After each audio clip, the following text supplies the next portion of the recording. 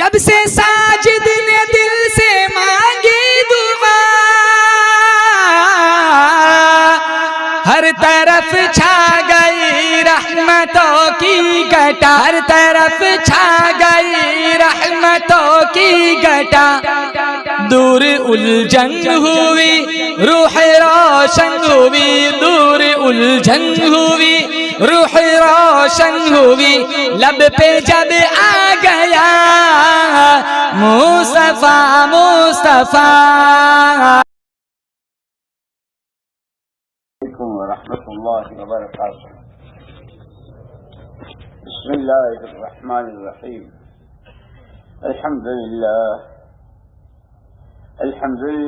نحمده ونستعینه ونستغفره ونؤمن به ونتوکل علیه ونعوذ باللہ من شرور انفسنا ومن سیئات اعمالنا، من يهده الله فلا مضل له ومن يضلله فلا هادي له، ونشهد أن لا إله إلا الله وحده لا شريك له، ونشهد أن سيدنا ونبينا ومولانا محمدا عبده ورسوله،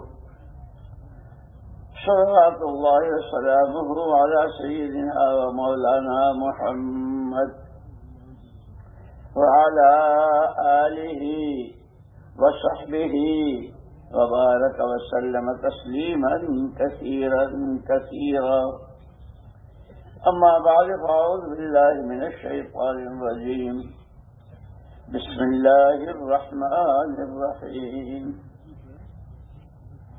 الف لام میم، ذلك الكتاب لا ريب فيه هدى للمتقين الذين يؤمنون بالغيب ويقيمون الصلاة ومما رزقناهم ينفقون والذين يؤمنون بما أنزل إليك وما أنزل من قبلك وبالآخرة هم يوقنون أولئك على هدى من ربهم أولئك على هدى من ربهم وأولئك هم المفلحون، صدق الله العظيم۔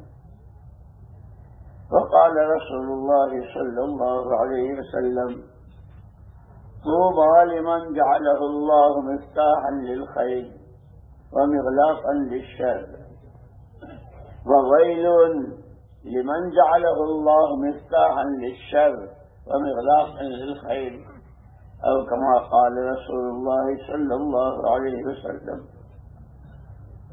قابل احترام بھائیوں، دوستوں، ساتھیوں، بزرگوں،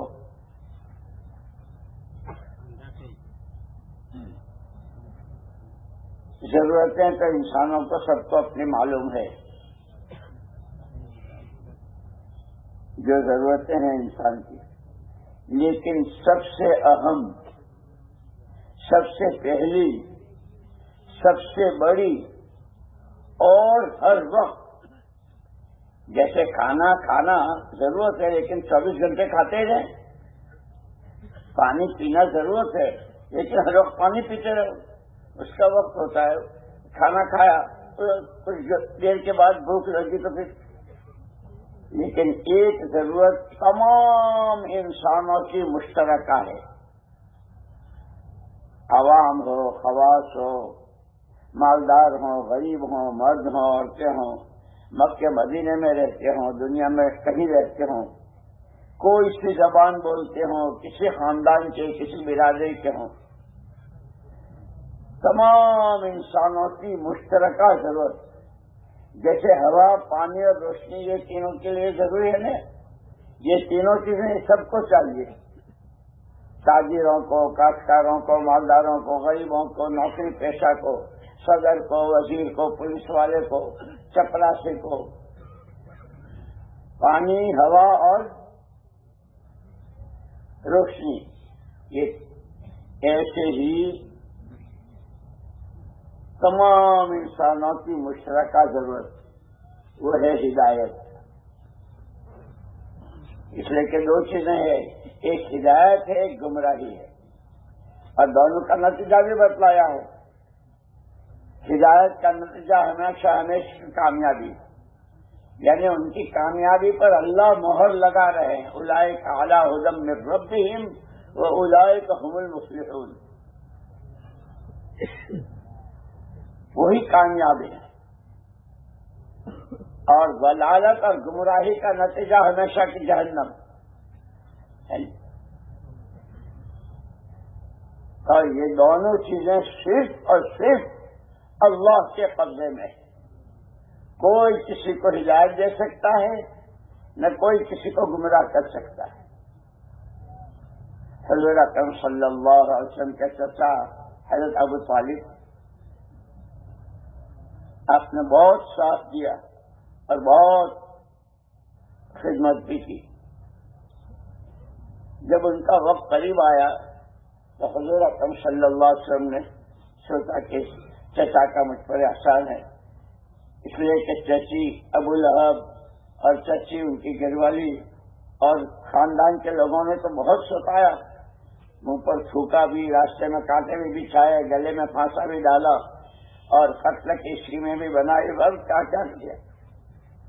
یہاں تک کہ شیخ ابی طالب نے 2.5 سال تک ایسا کھانا پانی راشن دانا سب بند، لیکن ابو طالب تو حضور اکرم صلی اللہ علیہ وسلم نے دیکھا کہ اب بالکل ان کا آخری وقت ہے. ابو طالب بیمار تھے. ان کے احسانوں کا ایک بدلہ کیا کہ یہ صرف ایک مرتبہ چپکے سے میرے کان میں کلمہ پڑھ دیں تو ہمیشہ کی جہنم سے بچ جائیں. ہدایت چچا سے کہا، چچا اگر آپ چپکے سے میرے کام میں کہتے میں گواہی دوں گا.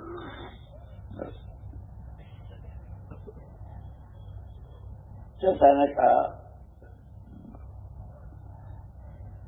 سب کچھ صحیح، لیکن اگر میں مرتے مرتے کلمہ پڑھوں گا تو دنیا ساری یہی کہے گی، سارا خاندان ساری برادری موت سے ڈر گیا اور کلمہ پڑھ لیا، دین بدل دیا.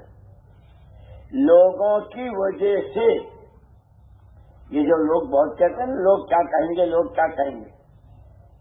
ایک مرتبہ کا مجھے یاد آیا، ہم آسٹریلیا کے سفر میں تھے.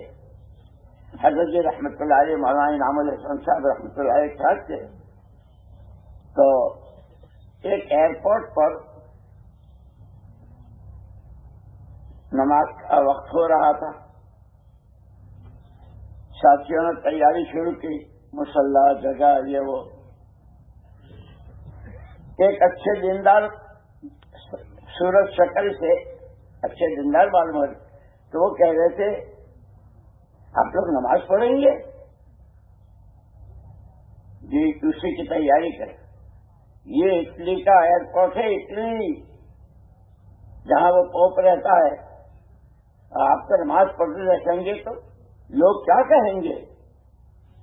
ہمارے حضرت جی مولانا انعام الحسن صاحب رحمۃ اللہ علیہ نے اسی وقت نقد جواب، نہیں پڑھیں گے تو اللہ کیا کہیں گے. وہ چپ ہو گئے. لوگوں پہ اس کا بہت خیال رہتا ہے، لوگ کیا کہیں گے، لوگ کیا کہیں گے. لوگ تو پتہ نہیں کیا کیا. لوگوں نے نبیوں کو نہیں چھوڑا اور نبیوں کے سردار حضور پاک صلی اللہ علیہ وسلم کو نہیں چھوڑا. وَكَذَلِكَ جَعَلْنَا لِكُلِّ نَبِيٍّ عَدُوًّا شَيَاطِينَ الْإِنسِ وَالْجِنِّ يُوحِي بَعْضُهُمْ إِلَىٰ بَعْضٍ زُخْرُفَ الْقَوْلِ غُرُورًا وَلَوْ شَاءَ رَبُّكَ مَا فَعَلُوهُ فَذَرْهُمْ.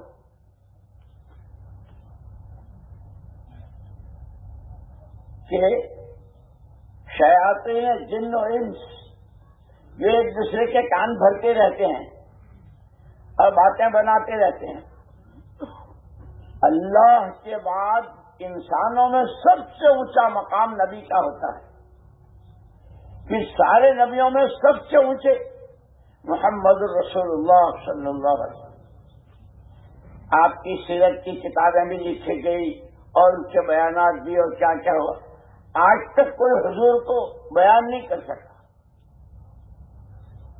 جو آپ کے کمالات، جو آپ کی صفات، جو آپ کی بلندی، آپ کا مقام، کہ بعد از خدا بزرگ توئی، بعد از خدا بزرگ توئی، قصہ مختصر، کہ اللہ کے بعد کوئی ہے ہی نہیں۔ لیکن آپ کو بھی کیا کیا کہا، دیوانہ بھی کہا، شاعر بھی کہا، اور جادوگر بھی، پتا نہیں کیا کیا کہا۔ اور یہ بات ہے، حق کا جو راستہ ہے، مولانا یوسف صاحب رحمۃ اللہ علیہ فرماتے ہیں، حق کے راستے میں گھاٹیاں بہت آتی ہیں۔ سب سے پہلی گھاٹی مخالفت، اور مخالفت بھی گھر کے لوگوں سے۔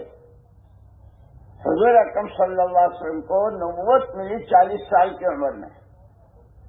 40 سال تک آپ خاندان میں اور وہاں مکے میں جس طرح رہے، مشرکین مکہ،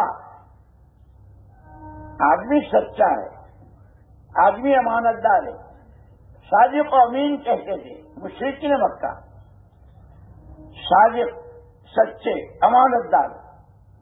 لیکن جب آپ نے توحید کی دعوت دی، اللہ ایک، قل هو اللہ احد، اللہ نے حکم دیا ہماری توحید کا اعلان کرو، بس اتنا سننا تھا۔ اسی لیے جیسے بخاری شریف میں بھی ہے کہ حضور اکرم صلی اللہ علیہ وسلم نے سب کو وہاں جمع کیا، صفا پہاڑ کے پاس جہاں سعی کرتے ہیں صفا مروہ کی، تم بھی آ جاؤ، تم بھی آ جاؤ، سارے بہت سارے قبیلے۔ فرمایا کہ اگر میں تم سے ایک بات کہوں کہ اس پہاڑ کے پیچھے ایک بہت بڑا لشکر ہے، اور اگر تم صبح ہونے سے پہلے پہلے یہاں سے آگے نہ بڑھے تو وہ تم پر حملہ کر دے گا، تمہیں تو نظر آتا نہیں ہے، بغیر دیکھے میری اس بات کو مان لو گے؟ آپ کے بارے میں کبھی جھوٹ کا وہم بھی نہیں ہوا کہ آپ جھوٹ بولیں گے، آپ کہتے ہیں تو بس بات صحیح ہے۔ جب مجھے اتنا سچا مانتے ہو، قولوا لا الہ الا اللہ، قولوا لا الہ الا اللہ تفلحوا۔ جب مجھے اتنا سچا مانتے ہو، جیسے وہ فوج تمہیں نظر نہیں آتی، اللہ تمہیں نظر نہیں آتے، بن دیکھے، الذین یؤمنون بالغیب، اس کو مان لو۔ بس اتنا سننا تھا کہ ایسے بھاگے جیسے جنگلی جانور شکاری سے بھاگتا ہے، لیکن قربان جائیں یا رب صلی وسلم دائما ابدا علی حبیبک خیر الخلق کلہم۔ نا سمجھ ہیں، نادان ہیں، حق کیا ہے، باطل کیا ہے، صحیح کیا ہے، غلط کیا ہے، اچھا کیا ہے، ان کو پتہ ہی نہیں، جہالت۔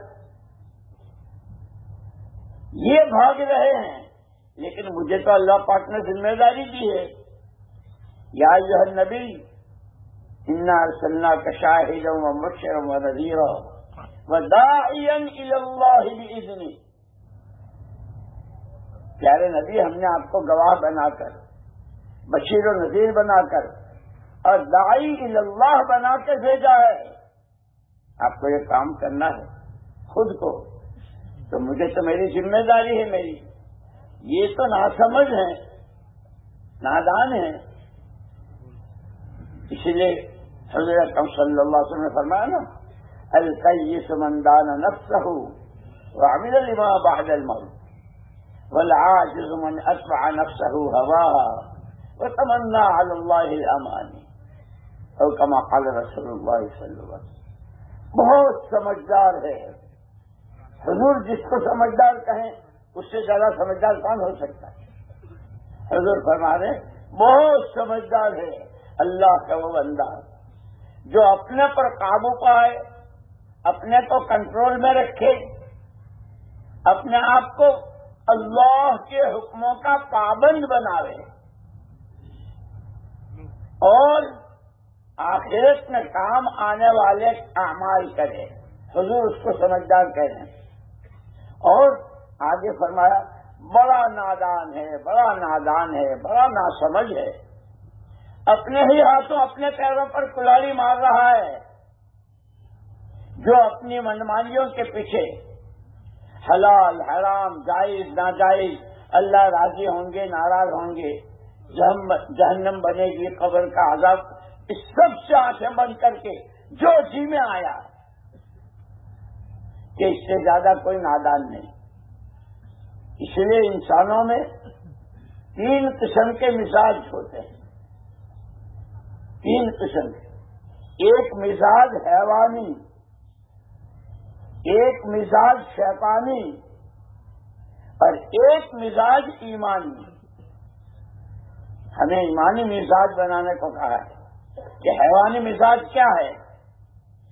جانور کے لیے کوئی شریعت ہی نہیں ہے، جانور کے لیے کوئی دین ہی نہیں ہے، مادہ کے پیٹ سے پیدا ہوا، جتنے دن لے کر آیا ہے، جون سی گلی، جون سی مادہ، جون سا نر، اس کو کاٹا، اس کو چیرا، اس کا ایک جو جی میں آئے، اور اس کے لیے کوئی عذاب نہ ثواب، اس کے لیے جنت نہ دوزخ، مٹی ہو جائے گا، ختم ہو جائے گا۔ کہ ایسا انسان جو قبر کے عذاب سے، آخرت سے، جہنم اور جنت، اللہ رسول کے حکموں سے آنکھیں بند کر کے صرف اپنی منمانی، کیونکہ یہ آدمیوں کے لباس میں جانور ہے۔ پھر مولانا یوسف صاحب رحمۃ اللہ علیہ فرماتے تھے جانور بھی 3 قسم کے ہوتے ہیں۔ ایک تو وہ جانور ہوتا ہے جسے صرف اپنے پیٹ کا فکر، پیٹ بھر جائے، جیسے بھینس ہے، بکری ہے، جانور کھا رہے ہیں، چارہ کھا رہے ہیں، دانا کھا رہے ہیں۔ جس ماں کے پیٹ سے یہ پیدا ہوئی ہے، یہ بکری کا بچہ، اس کی ماں نے کھایا کہ نہیں کھایا اس کو کچھ پتا نہیں، اسے کوئی فکر بھی نہیں۔ بھینس کا بچہ ہے کہ یہ جانور ہے جس کو صرف اپنے پیٹ کا فکر ہو، میرا مسئلہ حل ہو جائے، میرا پیٹ بھر جائے، میرے کاروبار چل جائے، دنیا میں جو چاہے ہوتا رہے۔ کہ یہ کپڑے انسانوں کے پہنتا ہے، بولی انسانوں کی بولتا ہے، نام اس کا انسانوں کے رجسٹر میں ہے، لیکن یہ انسانی لباس میں پہلے نمبر کا جانور ہے۔ دوسرے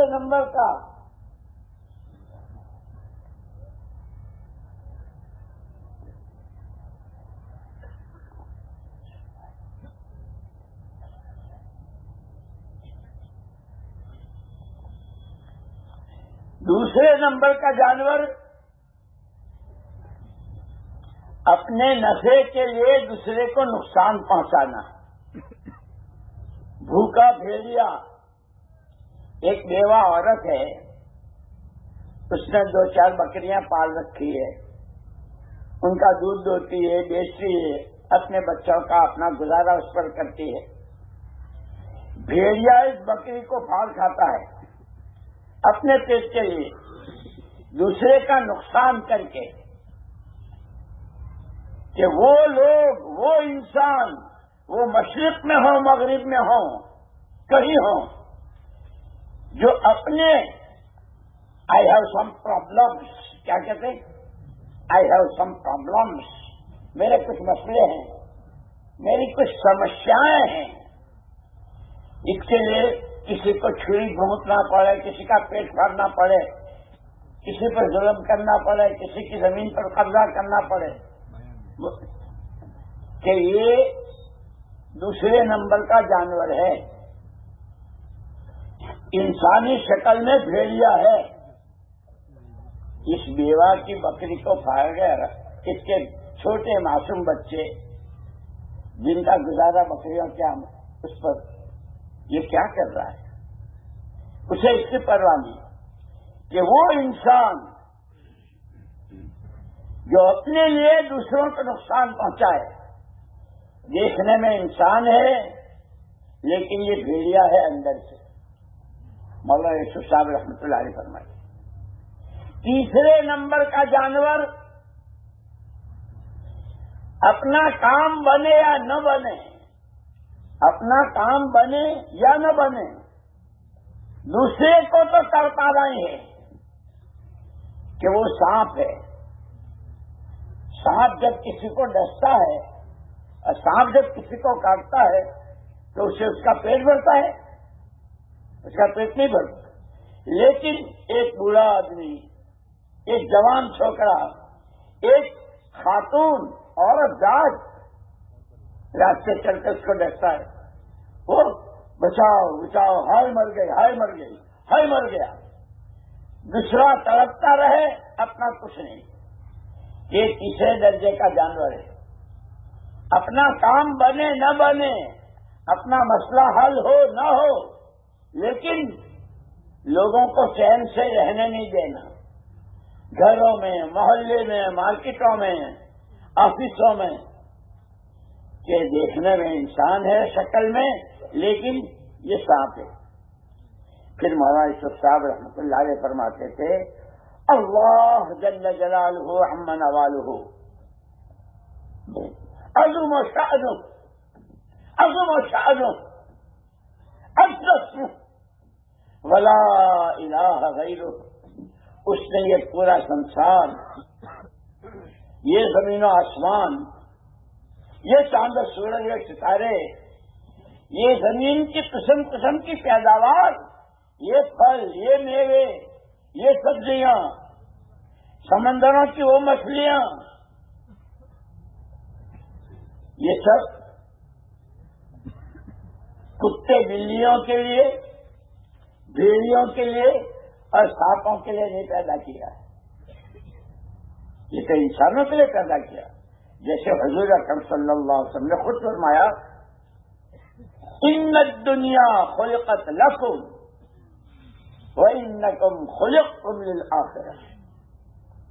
ساری دنیا اور اس میں جتنی قسم کی چیزیں ہیں، وہ پیٹرول، پلاٹینم، قسم قسم کے پھل پھول میوے، یہ بادام، یہ اخروٹ، یہ چرگزے، یہ سیب، یہ نارنگی، یہ انار،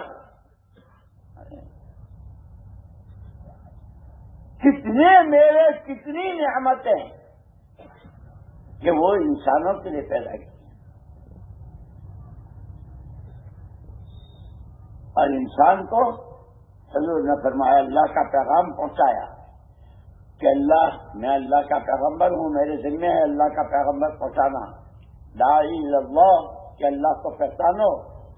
اس نے مجھ سے یہ کہا کہ ہمارا پیغام پہنچا دو چاروں سمتوں میں بسنے والے انسانوں کو، انسان ہو یہ ساتوں زمین و آسمان، اور اس میں جتنی نفع کی شکلیں ہیں اور جس راستے سے فائدہ اٹھا سکتے ہو وہ سب تمہارے لیے، اور تم وَإِنَّمَا خُلِقْتُمْ لِلْآخِرَةِ، تم آخرت کے لیے پیدا، یہاں رہتے ہوئے کیسے بنگلے، کیسی کوٹھیاں، کیسی حویلیاں، کیسے شاندار کپڑے، کیسے کھانے پینے اور کتنی دولت کے ڈھیر، کہ اس میں رہتے ہوئے وَابْتَغِ فِيمَا آتَاكَ اللَّهُ الدَّارَ الْآخِرَةَ وَلَا تَنْسَ نَصِيبَكَ مِنَ الدُّنْيَا وَأَحْسِنْ كَمَا أَحْسَنَ اللَّهُ إِلَيْكَ۔ اللہ کہہ رہے ہیں، کہا تو تھا قارون سے، یہ بات قارون سے تھی، لیکن پھر اللہ پاک نے قرآن میں قیامت تک آنے والے انسانوں کے لیے قرآن میں، او انسانوں اور آسمان کی چھتری اور زمین کے فرش پر رہنے والوں، تمہارے پاس جو کچھ ہے اس سے اپنی آخرت بنا لو۔ اسی لیے مولانا محمد الیاس صاحب رحمۃ اللہ علیہ ایک بات فرماتے تھے، کہ اس تبلیغ اور دعوت کی محنت کے ذریعے امت جس غلط فہمی میں ہے اور عام انسان غلط فہمی میں ہے، کہ اس محنت سے غلط فہمی سے نکالنا چاہتے ہیں۔ غلط فہمی کیا ہے؟ ہر ایک کہتا ہے میری جان، میرا مال، میری سوجھ بوجھ، میری عقل و خرد کہاں سے لایا؟ تیرے باپ نے دی، تیری ماں نے دی، مانگنے گیا تھا۔ ایک پانی کا قطرہ منی کا ساری دنیا کے سارے جن کو اپنے عقل و خیرت کا دعویٰ ہے، وہ سارے مل کر پانی پر کوئی نقشہ نہیں بنا سکتے۔ دیوار پر بنائیں گے، پٹھے پر بنائیں گے، کاغذ پر بنائیں گے، اینٹ پر بنائیں گے، پانی پر کوئی نہیں بنائے۔ واہ اللہ لک الحمد کلو ولک الشکر کلو ولک الملک کلو بیدک الخیر کلو، ایک تنے تنہا اللہ۔ یہ جو ہم جتنے بیٹھے ہیں، ابتدا کہاں سے؟ منی کے گندے قطرے سے۔ یہ سر، یہ پیر، یہ ہاتھ، یہ آنکھیں، یہ کان، یہ حسین چہرے۔ مولانا صاحب رحمۃ اللہ علیہ فرماتے تھے کہ سب سے پہلی غلط فہمی یہی ہے، تاجر، کاشتکار، مالدار، غریب، مرد، عورت، دیسی، بدیسی، ہر ایک میری جان میرا مال، میری جان میرا مال، میرا پیسہ۔ کہ یہ تو تمہاری غلط فہمی ہے، یہ تو اللہ کی نعمت ہے اور اللہ کی امانت ہے، اور اللہ کے یہاں سے جو تقاضا ہے بندوں سے، نعمت کی قدر کرو، نعمت کا شکریہ ادا کرو، اور امانت کو امانت داری کے ساتھ، جمعے کے خطبے میں پڑھتے نا، من لا امانت لہ لا ایمان لہ، جس کے اندر امانت داری نہیں اس کا تو ایمان ہی نہیں، جمعے کے خطبے میں پڑھتے ہیں۔ اسی لیے یہ جتنی غلط چیزیں ہیں معاشرے میں، اخلاق میں، عادتوں میں، شادیوں میں، خوشی میں، غم میں، وہ اسی غلط فہمی کی بنیاد پر۔ ارے ایک گھر میں پوتو مارنے والی خادمہ، غریب عورت، لیکن اس کے پاس اتنا لمبا گدھے کے کام جتنا فون۔ ہمارے مولانا طلحہ صاحب رحمۃ اللہ علیہ، شیخ کے صاحبزادے، وہ کہا کرتے تھے جو بڑا فون دیکھتے تھے نا، گدھے کا کام جتنا ہے۔ وہ پوتو مارنے والی، برتن دھونے والی، اس کے پاس بھی، اور کوئی اس سے یوں کہے بہن تیرے بچے چھوٹے ہیں اور یہ تو 1.5 لاکھ کا فون ہے، کھانے تو لالے پڑ رہے ہیں، میں نے تم سے لیا، میں نے چوری کی، میرا پیسہ ہے۔ وہ بھی یہی کہتی، میں جو چاہوں کروں۔ اس وقت ساری دنیا میں یہ ماحول بنا ہوا ہے، جان لیں میرا وقت ہے، میرا پیسہ ہے، میں جہاں چاہوں، جیسے چاہوں، جتنا چاہوں۔ اسی لیے جب حضور اکرم صلی اللہ علیہ وسلم ہجرت کر کے مدینہ پاک تشریف لائے تو وہاں 2 خاندان تھے، اوس و خزرج، اور ان دونوں خاندانوں میں 120 سال سے لڑائی چل رہی تھی۔ کتنا خون، کتنی جانیں، کتنا، کوئی سولوشن اور کوئی صلح کی شکل ہی نہیں۔ ان میں صلح کرانے کے لیے حضور اکرم صلی اللہ علیہ وسلم نے زمین کے ٹکڑے، کپڑے، پیسے یہ نہیں بانٹے، یہ تم رکھ لو، یہ تم رکھ لو، لڑو مت، یہ نہیں کہا۔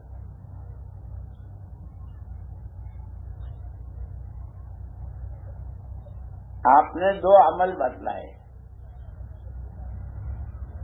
نماز کی صف میں کندھے سے کندھا ملا کر، اس لیے کہ ان دونوں خاندانوں میں سب سے بہادر وہ کہا جاتا تھا جو سامنے والے کو مار کر اس کی کھوپڑی کا پیالہ نکال کر اس میں خون بھر کر پیے، وہ بہادر کہا جاتا تھا۔ ایسوں کو تو ایک نماز کی صف میں کندھے سے کندھا، اور پھر نماز کے فارغ ہوتے ہی تعلیم کا حلقہ، اور حضور اکرم صلی اللہ علیہ وسلم فرمایا انما بعثت معلما و مبلغا، اللہ نے مجھے بھیجا ہی ہے سکھانے والا اور تبلیغ کرنے والا بنا کر کے۔ ایسی جہالت، ایسا شرک، اتنا ظلم و زیادتی، لیکن حضور پاک صلی اللہ علیہ وسلم کیونکہ آپ تو سراپا رحمت بن کر آئے تھے، اسی لیے جہاں آپ طائف تشریف لے گئے تھے اور طائف والوں نے آپ کے پیچھے لڑکے لگائے تھے اور آپ کے پیر مبارک سے خون اور آپ کے موزے بھی اور آپ کے جوتے بھی خون سے بھر گئے تھے، آسمانوں میں شور مچ گیا، جبریل امین علیہ السلام آئے، اس لیے کہ آپ تو حبیب رب العالمین اللہ کے رسول، اور ان کی یہ حرکتیں آپ فرمائیں تو ان سب کو جیسے چکی کے دو پاٹوں میں دانے کو پیسا جاتا ہے، ان کو پیس کے رکھ دوں۔ حضور پاک صلی اللہ علیہ وسلم نہیں، اللہ نے مجھ کو رحمت بنا کر بھیجا ہے، یہ نہیں سنتے، یہ نہیں مانتے، ان کے بعد ان کے اولاد، ان کے پوتے، ان کے نواسے کبھی نہ کبھی مانیں، چھوڑ دو، آپ نے ان کو پسوایا نہیں، اس لیے پھر اللہ نے دکھایا، اسی لیے کہتے ہیں محنت کرنے میں آدمی کمی نہ کرے۔ ابھی اثر کے بعد کارگزاری سنا رہے تھے سب، اور بار بار کہہ رہے تھے محنت کرو، محنت کرو، اپنے کو تھکاؤ، پچاؤ، محنت سے پھر برابر محنت ہوتی رہی، سمجھاتے رہے۔ حضور اکرم صلی اللہ علیہ وسلم جب تشریف لائے ہجرت کر کے، ایک دن آپ نے فرمایا مالی مالی اراکم وانتم تتقحمون فی النار وانی آخذ بحجزکم، او کما قال عائشہ، مجھے کیا ہو گیا ہے، حضور فرما رہے ہیں مجھے کیا ہو گیا ہے کہ میں دیکھ رہا ہوں کہ تم خود اپنے آپ کو جہنم کی طرف دھکیل رہے ہو، صبح سے شام تک تمہارا وقت، تمہارا پیسہ، تمہاری عقل، تمہاری سوجھ بوجھ جہنم کی طرف دھکیلے جا رہے ہو۔ میں اللہ کا نبی تمہیں کوکھیں پکڑ پکڑ کر بچا رہا ہوں، یہ جگہ تمہارا وقت لگنے کی نہیں، تمہیں یہاں نہیں بیٹھنا چاہیے، تمہیں یہ نہیں بولنا چاہیے، تمہیں یہ نہیں دیکھنا چاہیے، تمہیں یہ نہیں کھانا، میں تمہیں بچا رہا ہوں اور تم جہنم کی طرف جا رہے ہو۔ سراپا نور، سراپا رحمت۔ لیکن پھر کیونکہ دعوت جو ہے اور تبلیغ ہے اخلاق سے، اس لیے ہمارا چوتھا نمبر ہے نا اقرار۔ خود حضور اکرم صلی اللہ علیہ وسلم کی صفات میں آپ کسی کو حقیر نہیں سمجھتے، کسی، یہاں تک کہ بخاری شریف میں ہے، ایک بعد میں وہ صحابی ہو گئے جنہوں نے حضور اکرم صلی اللہ علیہ وسلم کے قتل کی اسکیم بنائی تھی، گرفتار ہو گئے، صحابہ کو کر کے یہ آئے۔ مسجد نبی میں جو کھمبے ہیں جنہوں نے دیکھی اس کے ساتھ باندھ دیا، صحابہ وہی مسجد میں، وہ 3 دن تک دیکھتے رہے کیا کھاتے ہیں، کیسے نماز پڑھتے ہیں، آپس میں یہ کیسے بیٹھتے ہیں، کیا ان کی باتیں ہوتی ہے، وہ دیکھتے رہے۔ حضرت اکرم صلی اللہ علیہ وسلم تشریف لے جا رہے تھے تو وہ تو بندھے ہوئے تھے کھمبے سے، کیا حال ہے؟ حضور نے پوچھا ان سے، ایسا دشمن، ان سے کیا حال ہے؟ اگر آپ کہیں گے تو گردن ماری جائے گی، جا تو آزاد ہے، جو اتنا ایسا آدمی پکڑ کے لایا گیا ہے، بندھا ہوا ہے قبضے میں، اور اس کے ساتھ یہ کیسے ہوا؟ وہ مسجد نبوی کے اعمال کا ماحول، اس ماحول نے 3 دن تک دیکھی، نماز دیکھی، کھانا دیکھا، آپس کی تعلیم کے حلقے دیکھے، آپس کی محبتیں دیکھی۔ جب حضور اکرم صلی اللہ علیہ وسلم نے ان کو آزاد کر دیا، اشہد ان لا الہ الا اللہ و اشہد انک رسول اللہ، ہمارے ابھی سنا رہے تھے نا، آپ کے یہاں سے شہر روزہ کیا اوسط ہے، کتنی بڑی آبادی، کتنی مسجدیں، کتنے 4 مہینے لگائے ہوئے، کتنے چلے والے، لیکن شہر روزہ اور مولانا الیاس صاحب رحمۃ اللہ علیہ عجیب بات فرماتے ہیں۔ دیکھو یہ باتیں یاد رکھنا، دھیان میں، اللہ کرے میں بھی عمل کروں، تم بھی عمل کرو۔ حضرت مولانا الیاس صاحب رحمۃ اللہ علیہ فرماتے تھے کہ حضور اکرم صلی اللہ علیہ وسلم نے جو عمل کیا ہے، یہ دعوت، یہ تعلیم، یہ ذکر اور یہ ایک دوسرے کو ملنا ملانا، یہ سارا حضور کے اعمال میں آج تک وہی تاثیر ہے جو حضور کی موجودگی کے وقت میں تھی، کہ دعوت سے دل کیسے نرم ہوتے تھے، اخلاق سے کیسے لوگ پلٹا کھاتے تھے، پیار سے، حکمت سے۔ اب پھر مولانا الیاس صاحب رحمۃ اللہ علیہ نے مثال دی کہ لیمو ہے نا، لیمو حضور اکرم صلی اللہ علیہ وسلم کے زمانے میں بھی پانی کو کھٹا کرتا تھا، اب 1500 سال ہو گئے، لیمو کی تاثیر بدلی، لیمو کی تاثیر بدلی، اور 1500 سال میں کتنے زلزلے آئے، کتنی بڑی بڑی جنگیں ہوئی، کیسے ہوائی طوفان، لیکن لیمو کی تاثیر ہوئی۔ اور پھر یہ ضروری نہیں کوئی بہت بڑی شخصیت اور کوئی بہت بڑے عہدیدار اگر نچوڑیں تو پانی کھٹا ہوگا، اور اسٹیشن کا کولی یا رکشا چلانے والا وہ نچوڑے تو نہیں ہوگا۔ وہی فرمایا کہ ہاں لیمو کی تاثیر وہ ہے، لیکن یہ جو تم اپنے گھروں میں شوکیس ہوتے نا، گھروں میں سبزیوں کا سیٹ، پھلوں کا سیٹ، آم، انار، چیکو، شریفہ، انوس جس کو کہتے ہیں، لیمو، کدو، بھنڈی، سبزیوں کے پلاسٹک کے، وہ لیمو پلاسٹک کا شوکیس میں، باپ کا اکلوتا بیٹا، ابا لیمو کا شربت پینا ہے، بہت اچھا، پیلا اتنا بڑا ہے، بیٹا یہ دیکھنے کا ہے، سچ مچ کا نہیں ہے، اس سے شربت بیٹا ضد نہیں کیا کرتے، یہ تو دیکھنے کا ہے، سچ مچ کا لیمو اور ہے اور اس کا شربت اور ہوتا ہے۔ مولانا الیاس صاحب رحمۃ اللہ علیہ نے بڑی آہیں بھری، بہت آہیں بھر بھر کے روتے ہوئے، حضور والے اعمال کی تاثیر آج بھی وہی ہے، غلط یقین کے صحیح یقین سے بدلنے کی،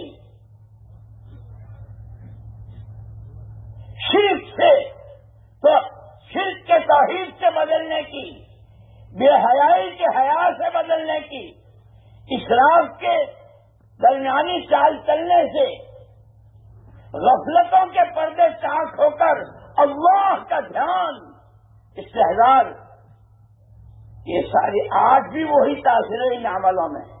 لیکن فرمایا جیسے شوکیس کا لیمو سارا شہر مل کر نچوڑے تو پھٹ تو جائے گا، قطرہ ایک نہیں کرتے، یہ ہفتے والی گشتیں، یہ مہینے کے 3 دن، یہ روزانہ کے 5 عمل، یہ سالانہ چلے 4 مہینے، یہ صبح شام کی تسبیحات، آج تک وہی تاثیر ہے کہ کٹر سے کٹر اس کی زندگی بدل جائے، لیکن ایک رسم بنا لی.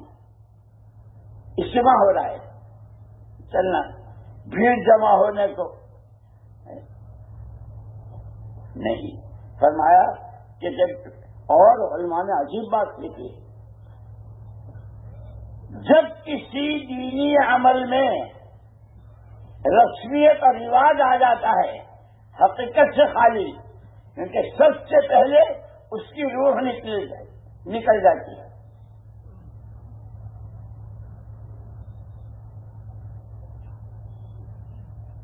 روح نکلے ہوئے کو کیا کہتے ہیں؟ مردہ. کیا مردے کی کیا صفت ہے کہ جتنی دیر کرو گے اتنی بدبو اس کے اندر سے اٹھے گی, پھولے گا, پھٹے گا ذرا سے. یہ تعلیم کے حلقے, یہ سحروزہ, یہ صبح شام کی تسبیحات, یہ قرآن کی تلاوت, یہ ایک ایک کے گھر جا کر ملاقات کرنا, اس کو سمجھانا, اس کی طرف سے کوئی بات ناگواری کی ہو تو اللہ کے لیے برداشت کرنا, غلط یقین کے صحیح یقین سے بدلنے کی تاثیر.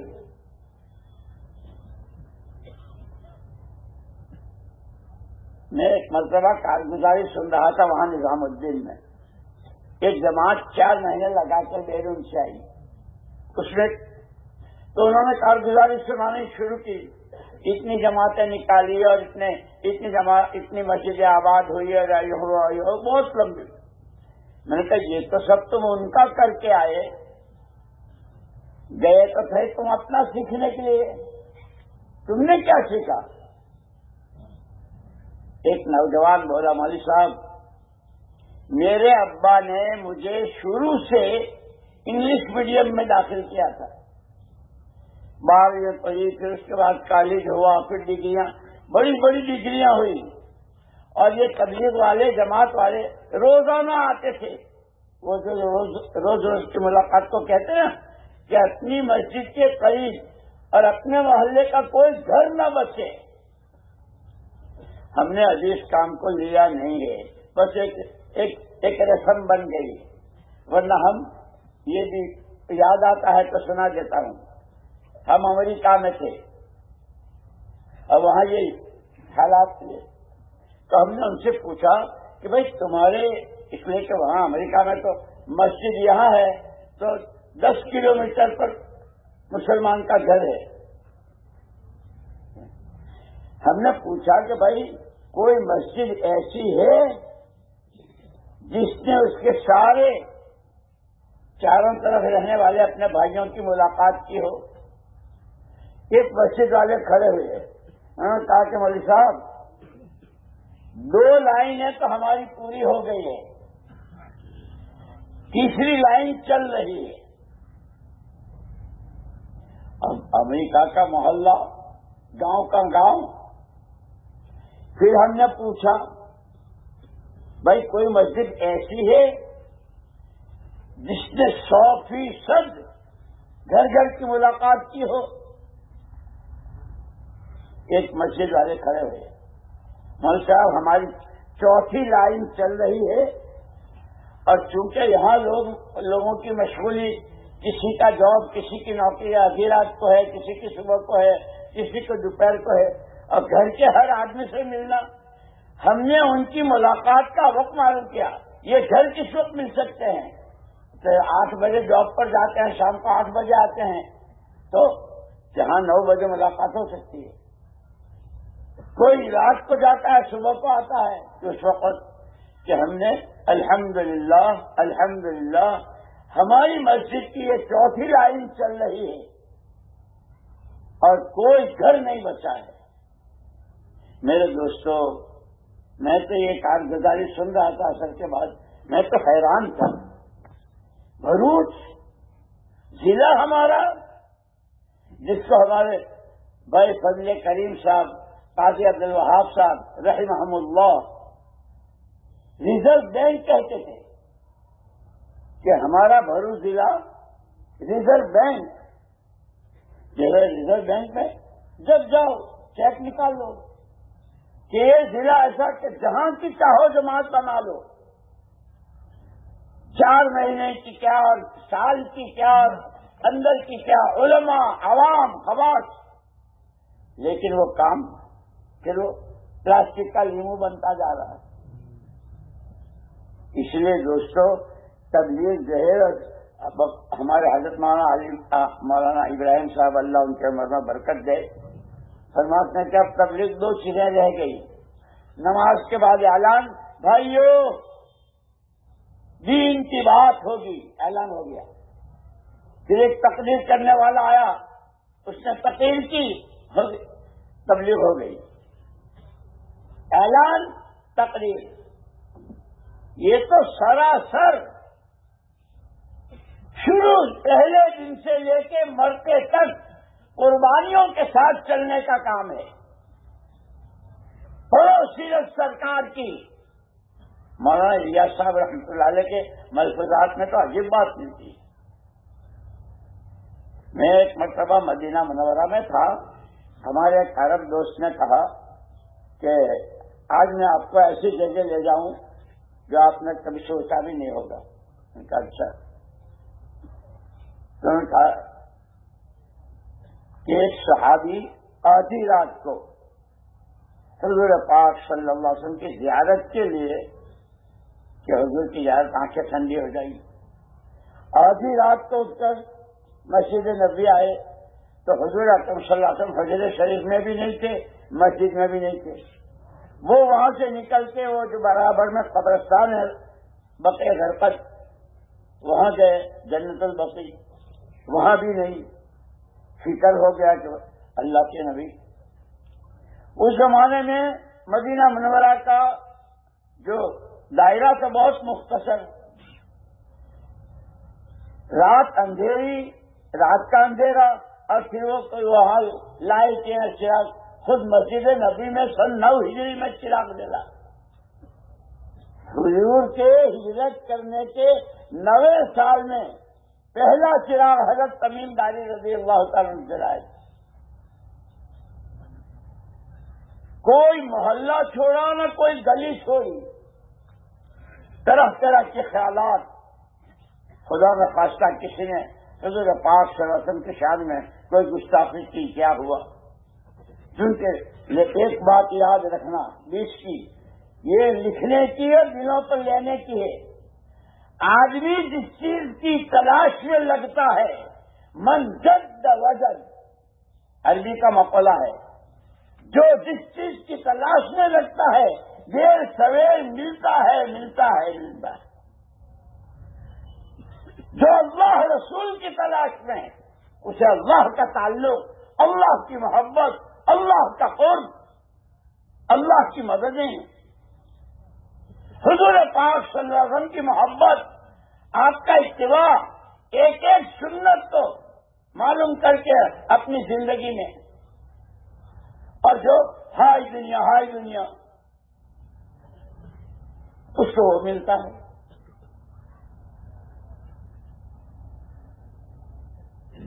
وہ صحابی تلاش کرتے کرتے، رات اندھیرا، کوئی محلہ گلی کچھ نہیں، ایک غار تھا، ایک غار تھی،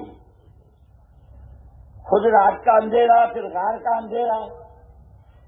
ان صحابی نے اور غور سے دیکھا تو حضور اکرم صلی اللہ علیہ وسلم سجدے میں تھے۔ ان کا الحمدللہ الحمدللہ، اللہ کے نبی ہمارے آقا موجود ہیں۔ بہت لمبا سجدہ، یہ کھڑے رہے، پھر کچھ تھوڑی دیر میں پھر آتا ہوں، آئے پھر دیکھا سجدے میں ہیں، گئے 3 مرتبہ گئے، اور 3 مرتبہ آئے تو دیکھا کہ حضور اکرم صلی اللہ علیہ وسلم سجدے میں ہیں۔ 4تھی مرتبہ جب آئے تو حضور اکرم صلی اللہ علیہ وسلم سجدے سے فارغ ہو کر غار سے باہر آ رہے تھے۔ یا رسول اللہ، یا رسول اللہ کہہ کے صحابی چمٹ گئے۔ پوچھا اللہ کے پیارے پیغمبر صلی اللہ علیہ وسلم کیا ہوا، اتنا لمبا سجدہ رہے؟ فرمایا میں نے اس وقت تک سر نہیں اٹھایا جب تک اللہ نے یہ وعدہ نہیں کر لیا، ما کان اللہ لیعذبہم وانت فیہم، سورۃ توبہ میں ما کان اللہ لیعذبہم وانت فیہم وما کان اللہ معذبہم وہم یستغفرون. پیارے نبی، قوم عاد، قوم لوط، قوم سمود اور حضرت نوح علیہ السلام کی وہ اکثریت والی قوم کتنے تباہ ہوئے، اور ہم نے کیسی امتوں کو اجاڑ دیا. آپ کے ہوتے ہوئے جب تک آپ ہیں، آپ کی امت کو ہم وہ سزا نہیں دیں گے. حضور کے احسانات ہم تو پہچانتے ہی نہیں، جانتے ہی نہیں، اس لیے کہ سیکھتے ہی نہیں ہے.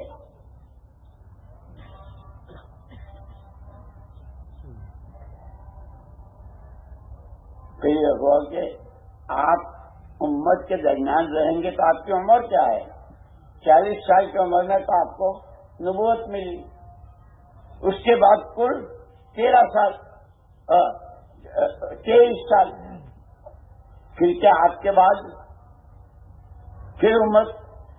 مولانا الیاس صاحب رحمۃ اللہ علیہ کے ملفوظات میں ہے کہ جیسے پہلے فرمایا تھا کہ آپ کے والے اعمال کی تاثیر آج بھی وہی ہے جو آپ کے زمانے، کیونکہ اگر آپ نہیں ہیں لیکن یہ دعوت کی محنت یہ حضور کے قائم مقام ہے. جیسے حضور ہمارے گھر، حضور کی ذات نہیں ہے، حضور کے ارشادات، حدیثیں اور کیسی سچی کہ مشرکین کہتے تھے کہ یہ آدمی سچا ہے. لیکن ہم، اللہ ہمیں معاف فرمائے، اللہ ہمیں معاف فرمائے، گھر بیٹھے اتنی بڑی دولت اور اس کی ہماری کارگزاریاں جو آ رہی ہے، اتنی بڑی آبادی اور 3 دن کی 4 جماعتیں، چلے کی 2 جماعتیں، 4 مہینے کے 1 آدمی. یا اللہ یا اللہ، یہ وقت کس کو دے رہے ہیں؟ بھینسوں کے گوبر کو، اینٹوں پتھر چونے کو، زمین کی گھاس پھوس کو، سب کے لیے ہمارے پاس وقت ہے. اللہ کا دین، ہر ایک اللہ کو پہچان لے، ہر ایک اللہ کی ماننے والا، ہر ایک اللہ سے مانگنے والا بن جائے. اس کے لیے شیطان کو کرتا ہے نا، حدیث میں آتا ہے 2 مشورے ہیں. ایک مشورہ ہے حضور اکرم صلی اللہ علیہ وسلم کا اور ایک مشورہ ہے شیطان کا. حضور اکرم صلی اللہ علیہ وسلم نے تو فرمایا بادروا بالاعمال الصالحہ، نیک عمل میں جلدی کیا کرو، وہ دشمن لگا ہوا ہے پیچھے. اسی لیے یوں کہتے یہ جو سورۃ قل اعوذ برب الناس ہے نا، اس میں ہم پڑھتے من شر الوسواس الخناس، اے اللہ خناس کے وسوسوں سے بچانا، تیری پناہ. یہ خناس کون سا شیطان ہے؟ خناس وہ شیطان ہے، ایک آدمی بہت اچھا چل رہا ہے، جیسے ایک آدمی کو ایک جگہ سے دوسری جگہ جانا ہے، راستہ بھی صاف ہے، ٹریفک بھی نہیں ہے، جا رہا ہے، چل رہا ہے، اور جو چلتا ہے اپنی منزل کے قریب پہنچ رہا ہے. پھر اچانک کوئی آدمی پیچھے سے آ کر اس کا گریبان پکڑتا ہے اور پیچھے سے کھینچتا ہے اور یہ کہتا چھوڑنا چھوڑنا، کہ یہ شیطان ہے، یہ خناس ہے. 5 وقت کی نماز جماعت سے، اشراق، چاش، تہجد، روزانہ کے قرآن کی تلاوت، صبح شام کی تسبیحات، سال 4 مہینے چلہ، دوسروں کو دعوت دینا، ذہن بنانا، بہت سیدھا چل رہا ہے. اب شیطان نے پیچھے سے کھینچا، جس میں حدیث میں ہے التسویف من الشیطان، پھر کریں گے کہ یہ مشورہ شیطان کا ہے. حضور کا مشورہ تو قبول نہیں کیا کہ جلدی کرو، اور شیطان کا ابھی بھی یہ سارا مجمع بیٹھا ہوا ہے، پورا ضلع، اور کیسی حیثیت ہوگی. اور صرف 4 مہینے جو سال کا تیسرا حصہ ہے، ایک کیا ہے. لیکن جس کے کندھے پر ہاتھ رکھو، جس سے بات کرو، جی میں ارادہ تو ہے دینیت بھی ہے جی میں نے انا للہ و انا الیہ راجعون، انا للہ و انا الیہ راجعون۔ ہم نے اس کام کے ساتھ کیا کیا ہے؟ کھیل بنا دیا۔ لیکن اللہ بڑی قدرت والے ہیں، غنی عن العالمین۔ حدیثوں میں تمام انسان ایک وقت میں سجدے میں پڑ جائیں تو اللہ کی شان میں کوئی اضافہ نہیں، سارے ایک ساتھ انکار کر دیں اللہ کی شان میں کوئی کمی نہیں۔ هو الآن کما کان، هو الآن کما کان، قل هو اللہ احد، آمنت باللہ کما هو باسمائہ وصفاتہ۔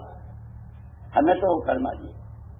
اسی لیے مولانا الیاس صاحب رحمۃ اللہ علیہ بھی، مولانا اشرف صاحب رحمۃ اللہ علیہ بہت بار کلمہ سیکھو نماز سیکھو، کلمہ سیکھو نماز سیکھو۔ یہ دو ایسی بنیادیں ہیں کہ پھر آگے پورا دین سیکھنا، دین پر چلنا اور دین کے لیے جان و مال لگانا آسان نہیں بلکہ لذیذ۔ جیسے صحابہ کو دین کے لیے قربانیاں، اس لیے ایک صحابی کہتے ہیں اگر خدا مجھے 10 زندگیاں دے تو 10 کی 10 میں ایمان کی محنت پر لگا دوں۔ ہم سے تو یعنی کوئی کسی کو نہیں کہہ سکتا، ہر ساتھی اپنے گربان میں منہ ڈال۔ کب تقاضا آیا گشت کا، کب تقاضا آیا تعلیم کا، کب تقاضا آیا کوئی ذمہ دار، کوئی اچھے صلاحیتوں کے ان کو لینے ہیں، ان کی کب ہم نے جان چرائی ہے اور کب جان کھپائی۔ اور وہاں صحابہ میں یہ غلط فہمی ہی ختم ہو گئی، جان میری نہ مال میرا نہ عقل میری، یہ تو میرے اللہ کی دی ہوئی نعمت ہے، اس کا شکر ادا کرنا ہے اور امانت ہے، اس کو امانتداری کے ساتھ اور قربان جائیں۔ یا رب تو کریمی، رسول تو کریم، صد شکر کے حسین بیان دو کریم۔ یہ ہم جان اللہ سے لینے گئے تھے، مانگ کے لائے تھے۔ ہمارے ماں باپ دادا دادی جس کرم سے اس نے ہمیں یہ زندگی دی، پھر کلمہ دیا، قرآن دیا، رحمت للعالمین دیے، کعبۃ اللہ دیا کہ مسجد میں آنے والا اللہ کا مہمان ہے۔ جیسے کوئی کسی کے گھر جاتا ہے مہمان بنتا ہے، اس کی مہمانی ہوتی ہے، جو مسجد میں جاتا ہے اس کی مہمانی تیار ہو رہی ہے، قیامت کے میدان میں سامنے آئے گی، فلاں وقت میں تم مسجد میں تھے، یہ تمہاری مہمانی، یہ تمہاری مہمانی۔ اسی لیے دن دیکھے اللہ کو اور اللہ کی بات کو، نبی کو نبی کی بات کو آنکھوں دیکھی سے زیادہ یقین کرنا، یہ آدمی کی ترقی دلاتا ہے۔ لیکن شیطان لگا ہوا ہے، نفس لگا ہوا ہے۔ صحابہ نے جو کسرا کے دربار کا صرف پاس مل جائے، جیسے وہ ہوتے ہیں اسٹیشن کے لیے فارم ہوتا ہے، ایئرپورٹ پر اندر جانے کے لیے ہوتا ہے، صرف کسرا کے دربار میں داخلے کا پاس مل جائے 2.5 لاکھ روپے کی قیمت تھی۔ ان کے پاس تو کھانے کو کھجور بھی نہیں تھی، پینے کو پانی بھی نہیں تھا۔ کتنا خون، کتنی جانیں، کیسا لوٹ مار، زمانہ جاہلیت پورا۔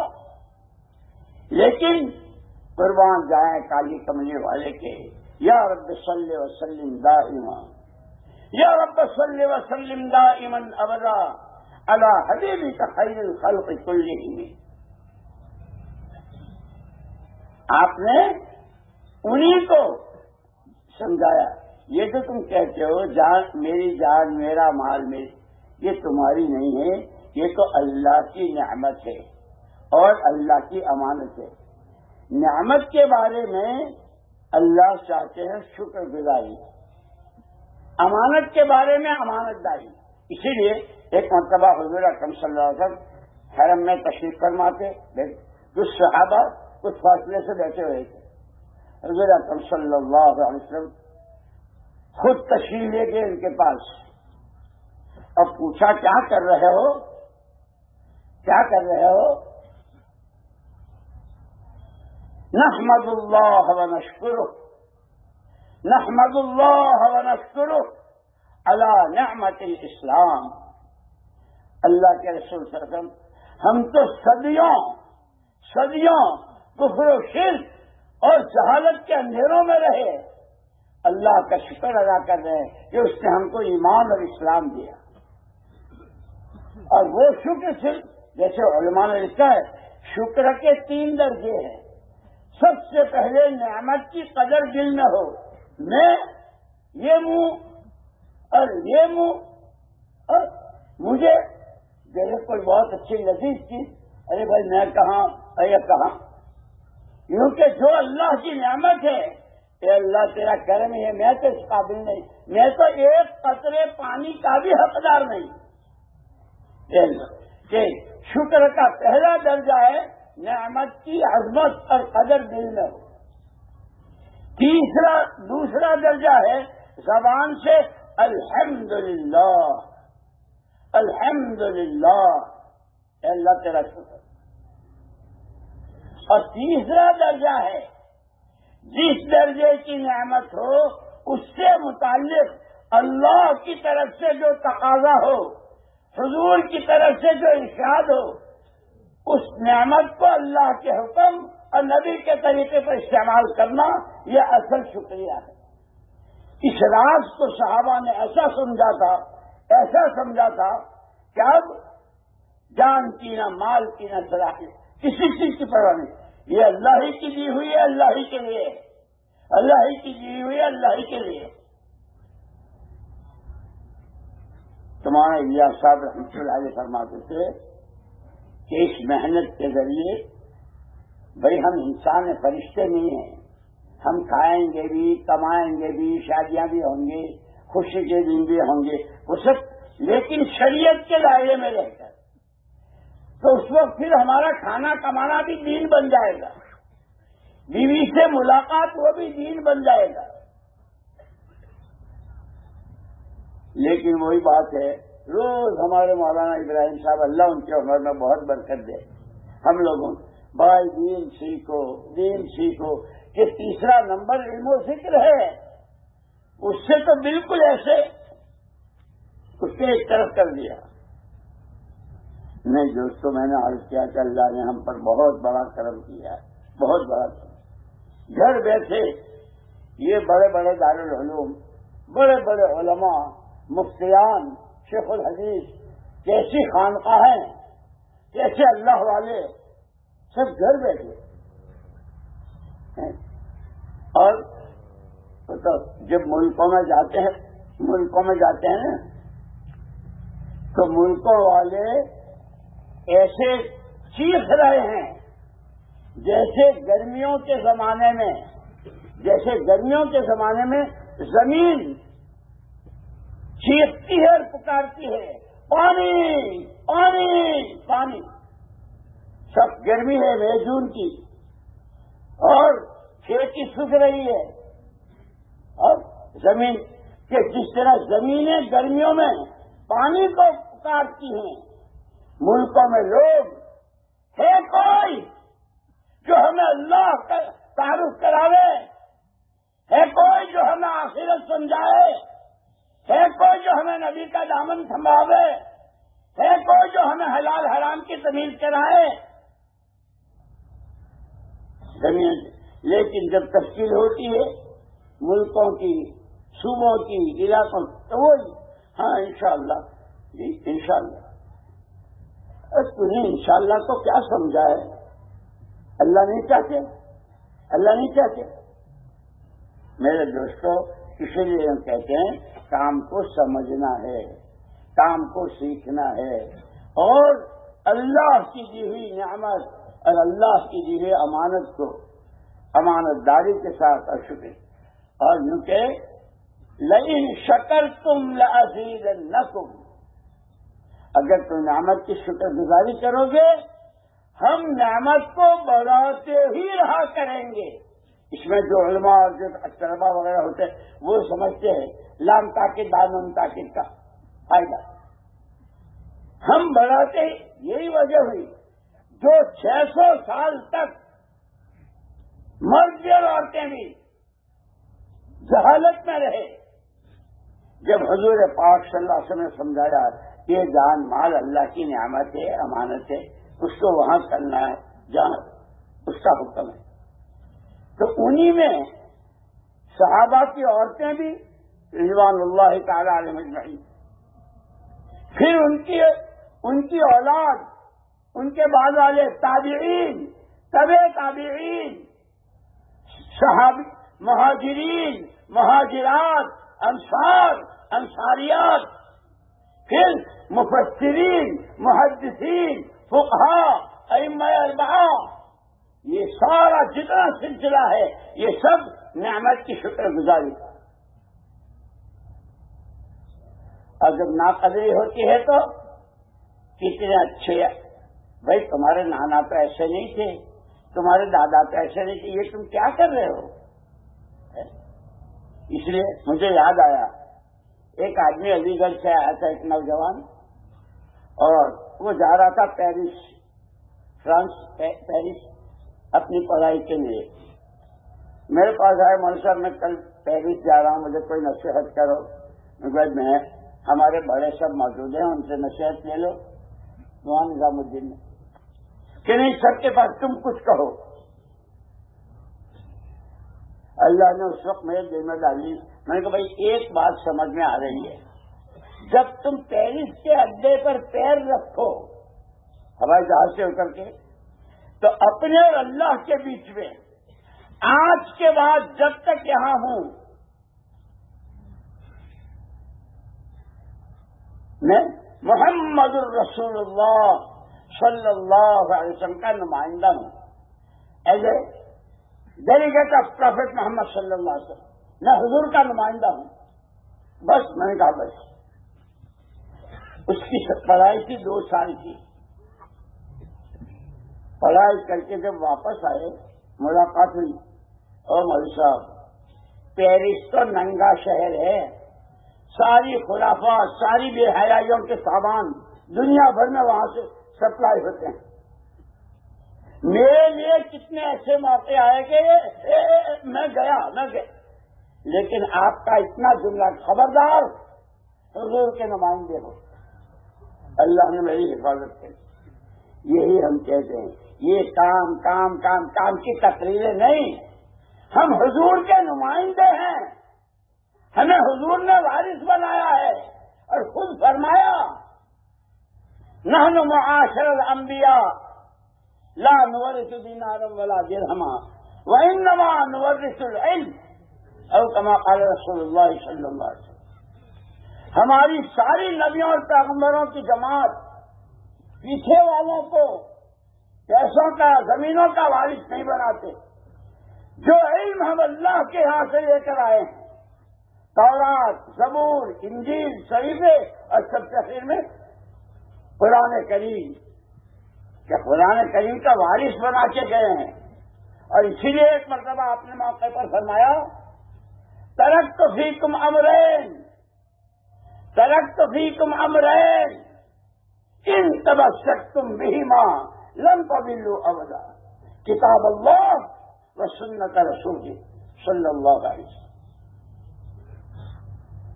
جب کوئی آدمی مرتا ہے تو اس کے بچے، پوتے، بچیاں ہیں، یا تو ان کے لیے رہنے کا مکان بھی ہے، ان کے کاروبار بھی ہے، اور کچھ زمین جائیداد، پیسے وغیرہ، اور کوئی ایسا مرتا ہے کہ اس نے اپنے بچوں کے لیے کچھ نہیں، اس کے بچے، تو کیا ہوتا ہے وہ بھیک مانگتے ہیں گلیوں میں کہ نہ ابا نے ان کے لیے کوئی مکان کا انتظام کیا ہے، نہ ان کی آمدنی کا کوئی روزگار کا مسئلہ ہے، تو بھیک مانگتے۔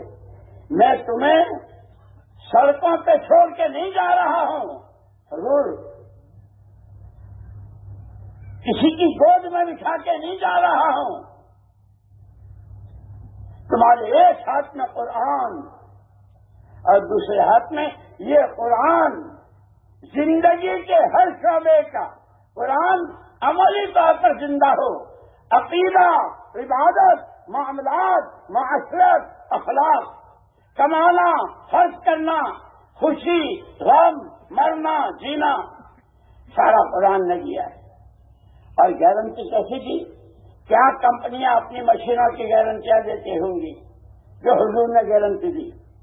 زمینیں آسمانوں کو چلی جائیں، آسمان زمینوں پر آ جائیں، پورا پچم ہو جائے، اگر تم نے یہ دو چیزیں مضبوط پکڑ لی، ہمیں قرآن زندگی جینی ہے، نبی کا دامن تھامنا ہے.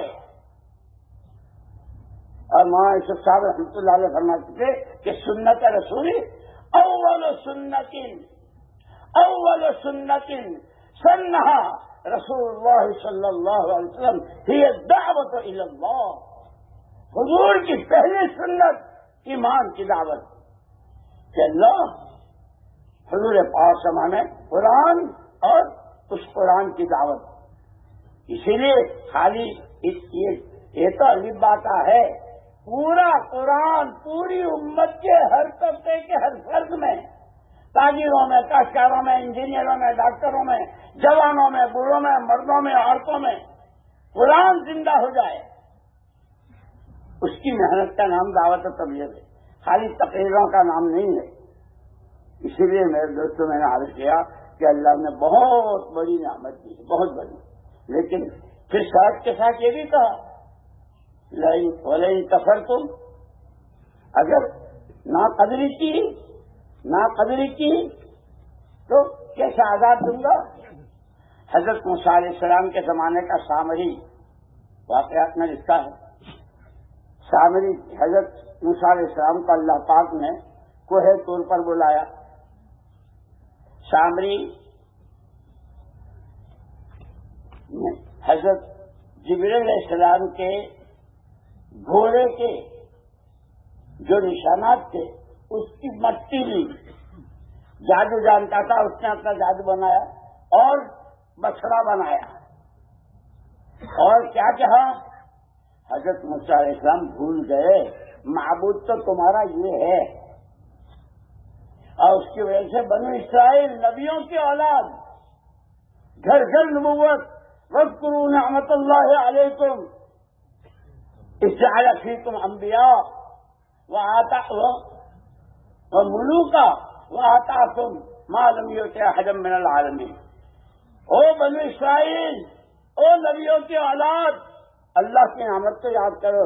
گھر گھر نبوت اور تمہیں بادشاہت، دین اور دنیا دونوں. لیکن تم نے نافرمانی کی تو پھر سور بنا دیے گئے اور بندر بنا دیے گئے.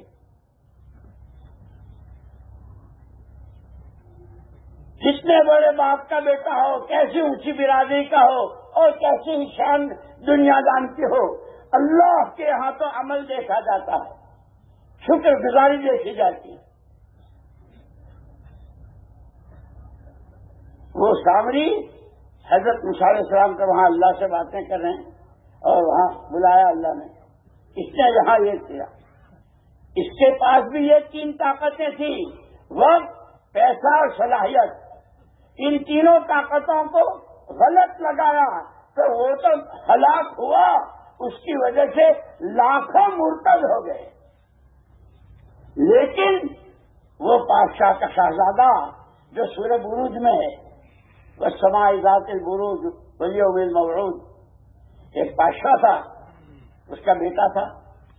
بادشاہ چاہتا تھا اپنے بیٹے کو جادو سکھانا.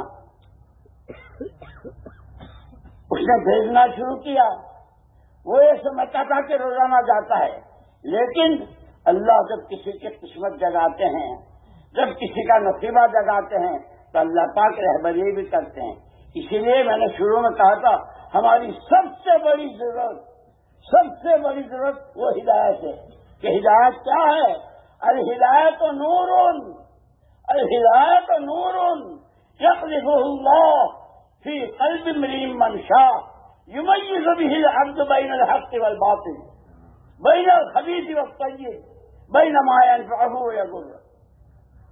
ہدایت وہ دلوں کا نور ہے جس کی روشنی میں آدمی کو، جیسے لائٹ کی روشنی، سورج کی روشنی اس سے یہاں اونچا ہے، یہاں نیچا ہے، کانٹے ہیں، کیچڑ ہے، لکھتا ہے کہ جب ہدایت کا نور دلوں میں آتا ہے، یہ حق ہے، یہ ناحق ہے، یہ ظلم ہے، یہ انصاف ہے، یہ امانت داری ہے، یہ خیانت ہے، یہ ناشکری ہے، یہ شکر گزاری، وہ دل چنانچہ پھر جو صحابہ کو نظر آیا، ایسا نظر آیا، اللہ اکبر، کہ پھر اپنی ساری تو وہ شہزادہ بادشاہ اس کو بھیجتا تھا، وہ روز جاتا آتا تھا، تو وہ یہی سمجھ رہے تھے کہ یہ جادو سیکھ رہا ہے، لیکن قسمت اس کی پتہ اللہ جس کو ہدایت دے تو ایک پادری سے، ایک مولوی صاحب سے اس کی ملاقات ہوئی،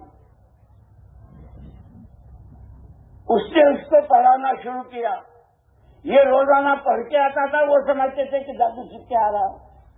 ایک دن یہ بھید کھل گیا، بادشاہ کا خاص آدمی، اس کو آنکھ کی تکلیف تھی، بہت علاج دوا دارو سب، کوئی فائدہ ہی نہیں۔ یہ ایک دن آیا، اس نے کچھ پڑھ کے دم کیا، روشنی آ گئی آنکھوں میں، اور پورے دربار میں شور مچ گیا، ٹھیک ہو گیا، ٹھیک ہو گیا۔ بھئی کیا ہوا؟ شہزادے نے دم کیا۔ بادشاہ کو بہت غصہ آیا، یہ میرے بات تو گدی پر یہ بیٹھے گا اور یہی کرے گا، اسے ختم کرو۔ تو بادشاہ نے اس شہزادے کے لیے، بادشاہ کا حکم، اس کو پہاڑوں کی سیر کرانے لے جاؤ، اور جب خوب چوٹی اوپر پہنچ جاؤ وہاں سے گرا دینا، مر جائے گا، پاپ کٹ جائے گا۔ بادشاہ کا حکم تھا، لے گئے، لیکن یاد رکھنا، یاد رکھنا، یاد رکھنا، جسے خدا رکھے اسے کون سکتے۔ انہوں نے جھٹکا دیا، یہ نیچے آیا، فرشتوں نے ایسا لیا جیسے ماں اپنے مننے کو لیتی ہے۔ ارے مرا نہیں، اچھا اسے سمندر کی سیر کراؤ، جب خوب گہرا پانی آئے تو ہاں چھوڑ دو۔ وہاں ڈال دیا، یوں سمجھ کے کہ یہ مر ہی جائے گا، ڈوب جائے گا۔ کچھ دیر کے بعد جیتا جاگتا دندناتا ہوا جاتا، ارے مرا نہیں۔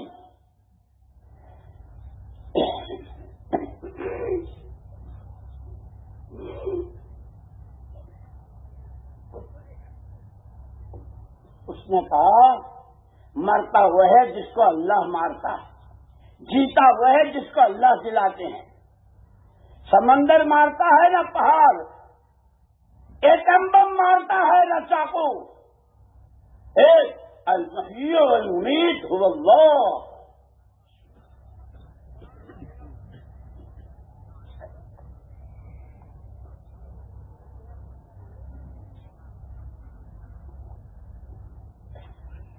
پھر اس شہزادے نے خود کہا، تم مجھے مارنا چاہتے ہو، میں جو کہوں وہ کر لو،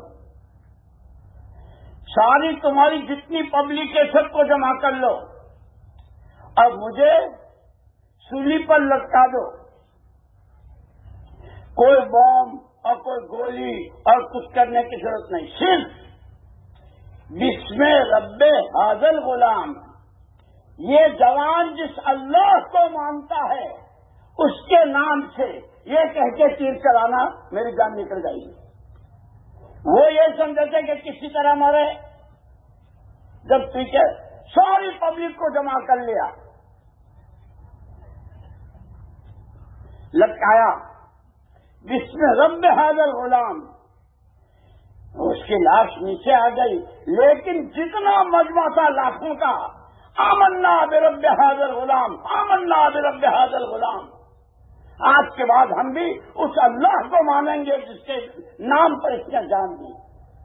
میرے دوستو، جان، مال اور صلاحیت کی قیمت کا چہرے کے پر سامری نے غلط لگائی، لاکھوں مرتد ہوئے، اس جوان نے صحیح لگائی، لاکھوں ایمان پر آئے۔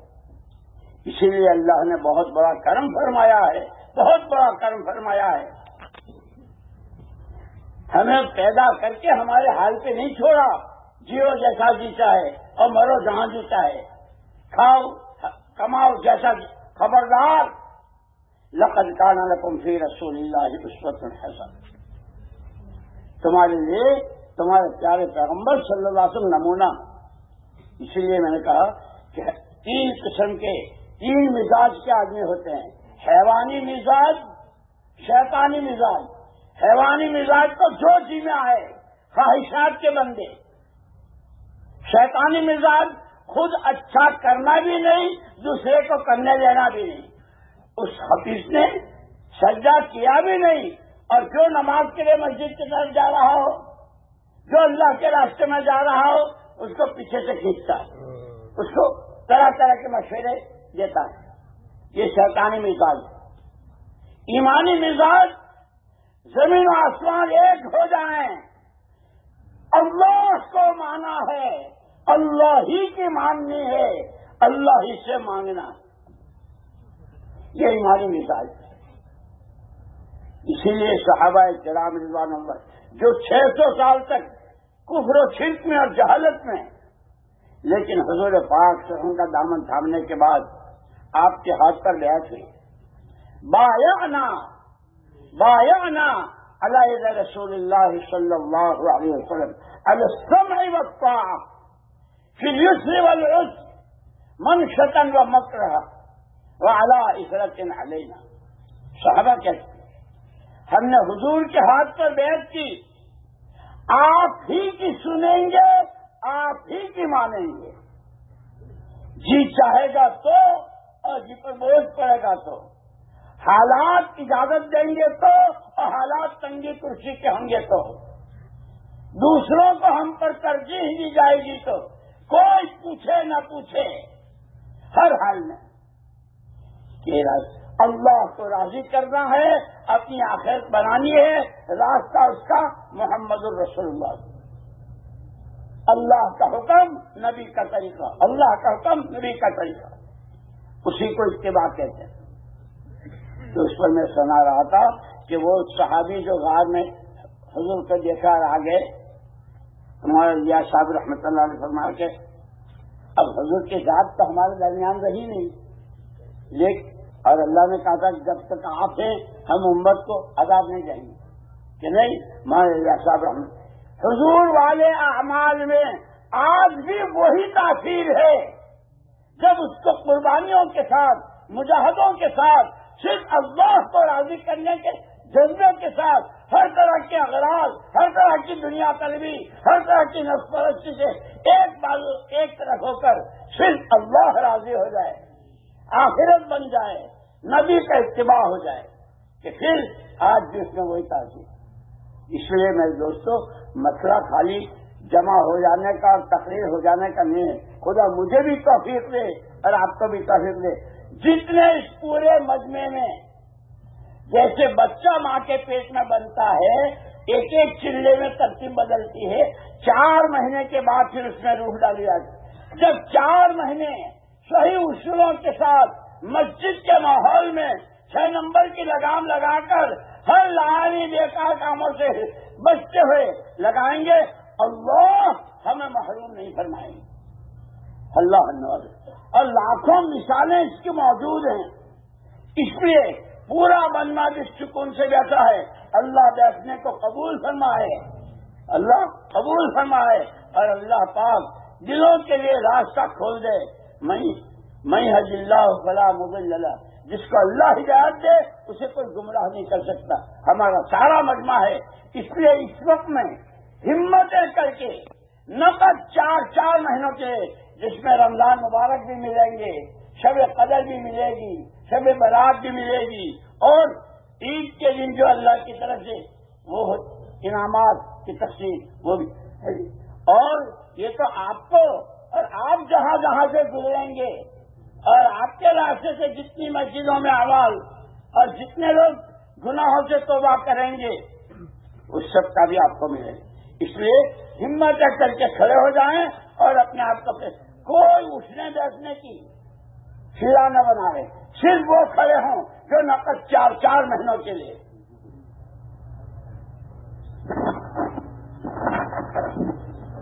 माशाअल्लाह, अल्लाह ताला हमारे सुनने को कबूल फरमावे। इंशाअल्लाह अब हम खुश हो रहे हैं। तो इतना के दरमियान देखो मेरे बंदे, मेरा नाम सुन के, मेरा काम देख के करे हिम्मत, मेरे दोस्तों भाइयों, खड़े रहे, खड़े हो जाओ। हाँ वो भी खड़े हो जाओ।